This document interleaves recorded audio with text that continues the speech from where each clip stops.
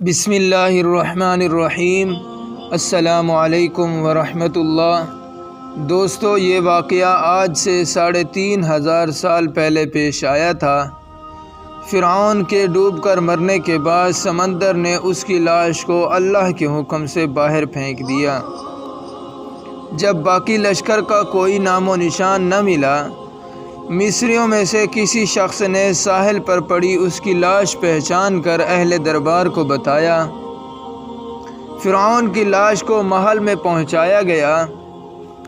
درباریوں نے اسے مثالیں لگا کر پوری شان اور احترام سے تابوت میں رکھ کر محفوظ کر دیا۔ حنوط کرنے کے عمل کے دوران ان سے ایک غلطی ہو گئی تھی۔ فرعون کیونکہ سمندر میں ڈوب کر مرا تھا اور مرنے کے بعد کچھ عرصے تک پانی میں رہنے کی وجہ سے اس کے جسم پر سمندری نمکیات کی ایک تہ جمی رہ گئی تھی۔ مصریوں نے اس کی لاش پر نمکیات کی وہ تہ اسی طرح ہی رہنے دی اور اسے اسی طرح حنوط کر دیا۔ وقت گزرتا رہا، زمین و آسمان نے بہت سے انقلاب دیکھے، حتیٰ کہ فرعونوں کی حنوط شدہ لاشیں بھی زمین کی تہوں میں چھپ گئیں۔ ان کے نام صرف کتابوں، ان کی تعمیرات اور لوگوں کے ذہنوں میں رہ گئے۔ اس واقعے کے 2000 سال بعد اس دنیا میں اللہ کے آخری نبی حضرت محمد صلی اللہ علیہ وسلم تشریف لائے۔ ان پر نازل ہونے والی آخری کتاب میں فرعونیوں کے قصے بڑی تفصیل کے ساتھ بیان کیے گئے تھے، اور اسی سلسلے میں اس فرعون کا جسم محفوظ کرنے کی بابت آیت بھی نازل ہوئی تھی، جس کی سچائی پر اہل ایمان کا پختہ یقین تو تھا، لیکن وہ سمجھنے سے قاصر تھے کہ اس خدائی کا دعویٰ کرنے والے کی لاش کہاں محفوظ کی گئی اور کیسے اسے عبرت کا نشان بنایا جائے گا۔ 1871 عیسوی میں مصر کے ایک شہر الغوزنیہ سے تعلق رکھنے والے ایک غریب اور معمولی چور احمد عبد الرسول کو فرعونوں کی حنوط شدہ لاشوں کی طرف جانے والے خفیہ راستے تک رسائی مل گئی۔ احمد عبد الرسول نوادرات چوری کر کے بیچا کرتا تھا۔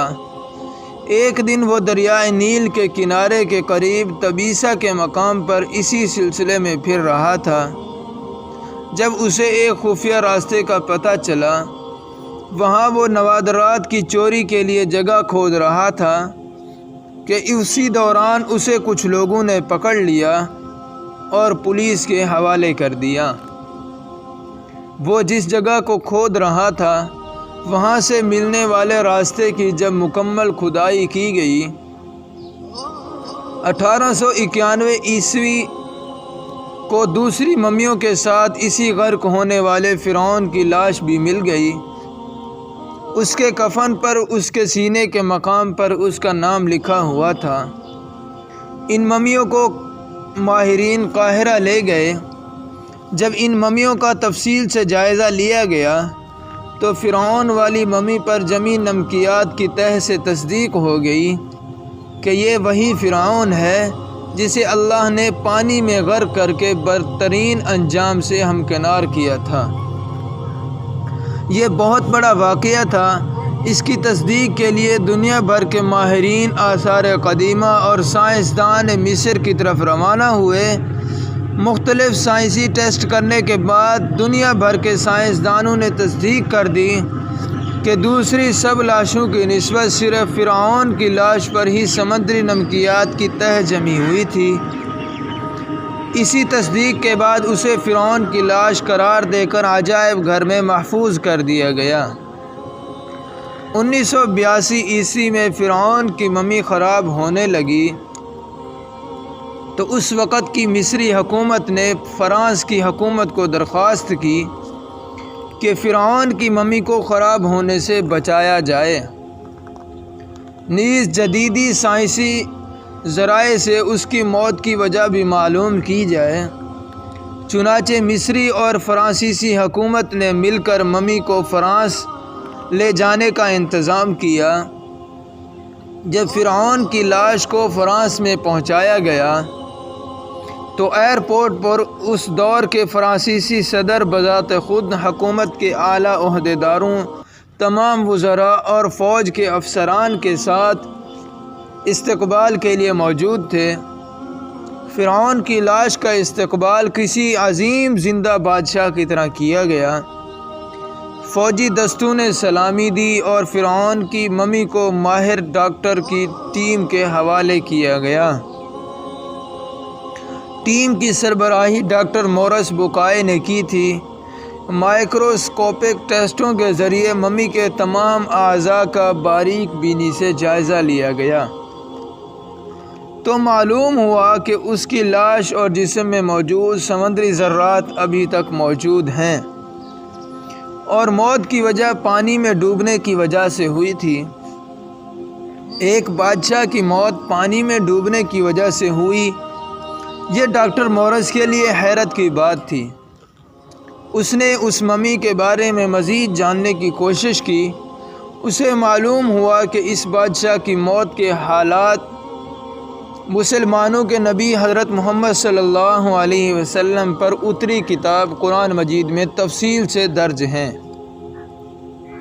اسے علم تھا کہ جہاں سے یہ لاش ملی ہے وہ ایک اسلامی ملک ہے۔ چنانچہ تجسس کے ہاتھوں مجبور ہو کر مصر پہنچا۔ وہ ایک سائنسدان تھا۔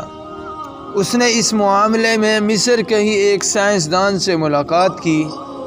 سائنسدان نے قرآن پاک کھول کر اسے سورہ یونس کی آیات نمبر 90 تا 92 لفظ بلفظ سنایا۔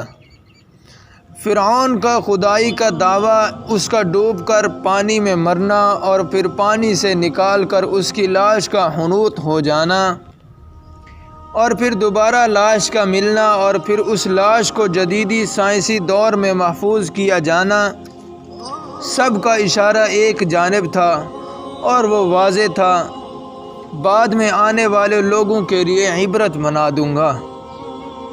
سورہ یونس میں فرعون کے مرنے کے بعد اس کا انجام کچھ اس طرح بیان کیا گیا: لہٰذا آج ہم تیرے جسم کو بچائیں گے تاکہ تو اپنے بعد کے لوگوں کے لیے عبرت کا نشان بن جائے، کیونکہ بہت سے لوگ ہماری نشانیوں سے غافل ہیں۔ آپ سب دوستوں سے درخواست ہے کہ ویڈیو اچھی لگی تو لائک کر دیں اور کمنٹس کر کے اپنی رائے کا اظہار کریں اور دوستوں کے ساتھ شیئر کریں۔ آپ سب دوستوں سے درخواست ہے کہ ویڈیو کو لاسٹ تک دیکھا کریں تاکہ ہماری حوصلہ افزائی ہو۔ زندگی رہی تو انشاءاللہ نیکسٹ ویڈیو میں، تب تک کے لیے اللہ حافظ۔